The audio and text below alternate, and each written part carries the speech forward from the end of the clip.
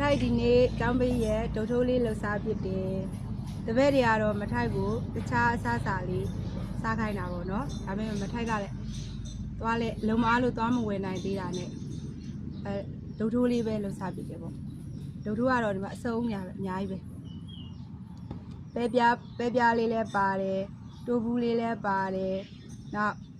ဓာတုလေးလည်းပါတယ်ဘုံမရီသီးလေးပါတယ်တခွားသီးလေးပါတယ်ပဲသွေးလေးလည်းပါတယ်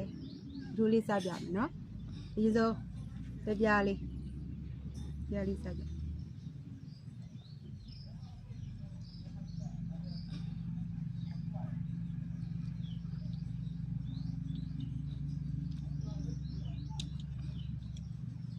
စားလို့ကောင်းတယ်အရင်မဲ့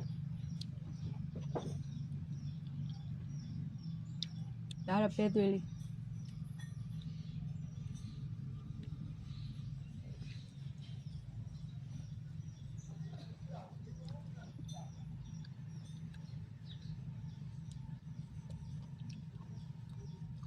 ဘယ်လိုကောင်းလဲဒါတော့တိုးဘူးလေး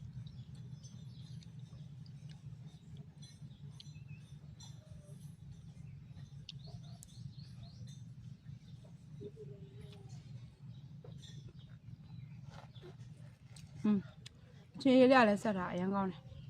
အဲ့လိုအရင်ကောင်းတယ်ဒါရတခွားသီးလေး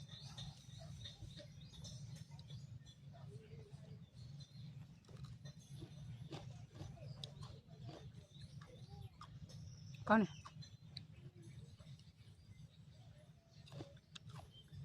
အရင်ကောင်းတယ်အဲ့လိုအရင်ကောင်းတယ်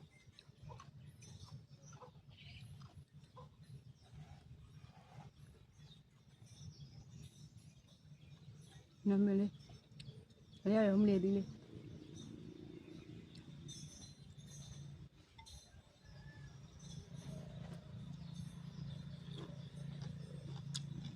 အရင်ကောင်းတယ်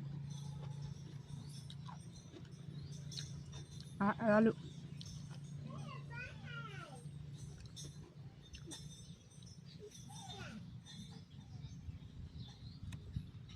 ဒီကောင်းလား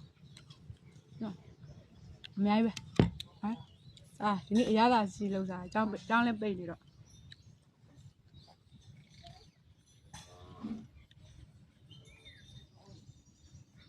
ဒါတော့ပဲပြားလေးပေါ့